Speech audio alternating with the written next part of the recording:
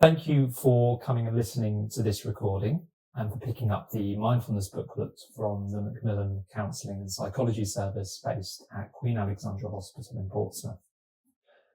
This is an introduction to how we use mindfulness. So I'm going to spend a little bit of time talking to you about what mindfulness is and how to use the mindfulness booklet that you've been given. Have you ever noticed that your mind can sometimes be quite busy? Perhaps it's full of mental chatter, or it's replaying past events. Maybe it's off in the future, worrying about what could happen. Perhaps it's thinking about illness, or simply going over things. We've often got a mental to-do list that seems never ending as the day unfolds. You might also notice that at times your mind is on autopilot. It does things, and you do things, without really noticing or paying attention. If you can relate to either of these things, then it's surprisingly common. The human mind is often busy, and we often struggle to pay attention. Mindfulness can help with this. So what is mindfulness? Our favourite definition is that mindfulness involves being curious and aware. We can become curious and aware by stopping to notice what we're thinking, or how we're feeling, or the things that we're doing. We can also use our senses to become curious and aware of the world that's around us. When we use mindfulness in this way, we're trying to do it on purpose. We're making a deliberate effort to stop and to notice. We're also doing it without judgment. This means we don't give ourselves a hard time for having certain thoughts, certain feelings, or doing things the way we always do. Mindfulness does have its roots in some religions, for example, Buddhism, other Eastern religions and philosophies. But we're not teaching mindfulness here as a religious practice. Instead, we're teaching it as a self-help technique. Mindfulness can be a big part of talking therapies, and you may have been introduced to mindfulness through some of the talking therapy you've been doing with the Macmillan Counselling and Psychology Service, or with other therapists who you've been working with. We often get asked whether mindfulness works, and this is a difficult question to answer. It's difficult because mindfulness isn't about getting rid of our thoughts or our feelings, and it isn't even about relaxing, though sometimes we can end up feeling relaxed when we use mindfulness. It's also not a magical cure for all of the problems that we face. This means that if you practice mindfulness every day, you're still likely to worry at times. You may feel sad, you may get stressed, you may get frustrated, angry, or anxious. This is all okay. Mindfulness is actually about learning to notice and respond to these thoughts and feelings in a new and different way. So it can become a new way of coping, and this over time can help us to feel less distressed. The question about whether mindfulness works or not is therefore one that only you can answer by trying out the exercises in this book. We encourage you to give them a go. The good news is that scientific research tells us mindfulness can be very helpful for lots of different problems, and this includes helping people who've been affected by cancer. This is why we're encouraging you to give it a try. We're now going to think about how to use this booklet and how you can get the most out of the different exercises we've prepared.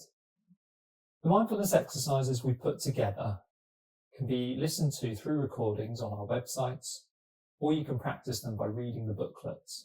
We'd encourage you to try and do both if you can, using the recordings as you become more familiar with the different exercises, letting them be a guide as you work through the different things that we've put together. The mindfulness exercises in this booklet can be practiced anywhere and any time, from the comfort of your own home or in a hospital waiting area, or even on the go. We put together a booklet and recordings to help you begin practicing mindfulness. We'd encourage you to use the recordings that we've got on the website and the booklet as you begin to get familiar with mindfulness for yourself. Recordings can be particularly helpful when you're new to practicing mindfulness, as they help to guide you through the exercises. This allows you to become familiar with practicing mindfulness. To get the most from the resources we put together, we recommend that you try to practice mindfulness regularly.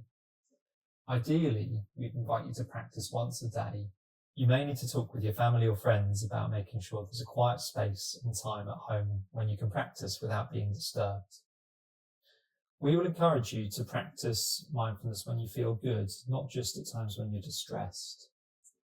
Practicing in this way can help you to get into the habit of being mindful, can help you to build up mindfulness skills. This is really important, as learning mindfulness is like learning any other new skill. It takes time and practice in order to get familiar with it. We really recommend trying out all of the different exercises in this booklet, but we know it can be overwhelming to try everything at once. Therefore, we think the best way to do this is to try and pick one exercise a week and to practice it every day for a week before moving on to try a new exercise. There are 8 exercises in the booklet and in the recordings we put together, so we recommend practicing each one in turn over a course of 8 weeks in total. Unless you've been advised differently, for example, by your therapist or by somebody else who practices mindfulness with you, we would recommend that you practice each exercise in turn. So starting with the first exercise in the booklet or the first recording, and then working through each one week after week. To help track your progress, we've included a diary worksheet in the booklet we've made. You can use this to make notes on your experiences of practicing each mindfulness exercise. You may also want to make notes on your phone or in your own personal diary if this is easier for you to do.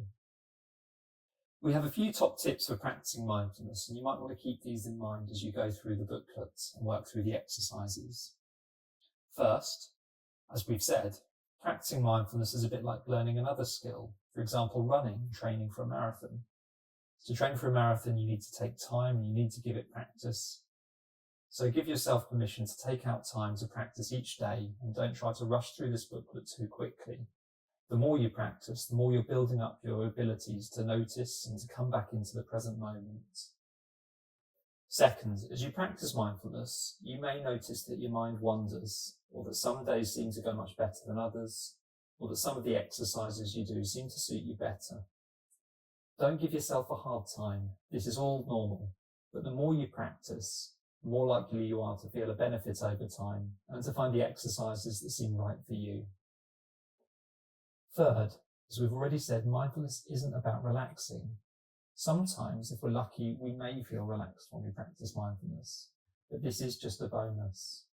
There will be other times when we practice when our minds are very busy, or when we feel very anxious, or when the day is very stressful. And on these occasions, mindfulness may not feel relaxing at all. This is okay. The point of each exercise is to build your awareness, to be in the present moment, to notice what you're thinking and feeling, and to connect with the world around you through your senses. Thoughts and feelings will come and go, so will relaxation. So practice mindfulness in order to build up your mindfulness skills. As you go through these exercises, it's really important that you look after yourself. None of the exercises that require movement should cause you physical pain.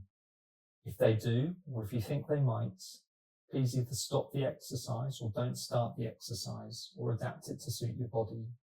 It may be you need to seek advice from your nurse, your GP or your consultant before you start an exercise if you think they could be causing you pain.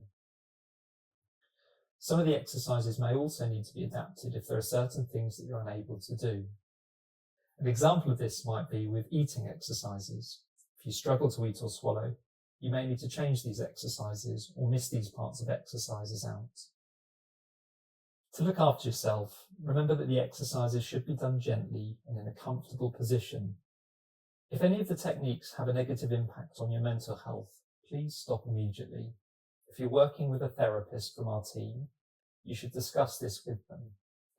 If you're experiencing a mental health crisis, we recommend that you contact your GP, that you call NHS 111, or that you call the Samaritans on 116 123 for free confidential support. If you're on a ward at our hospital, speak to one of your nurses or doctors about how you feel and let them know. Thank you for taking the time to listen to this introduction to mindfulness. We hope you find it helpful working through the booklet and these recordings.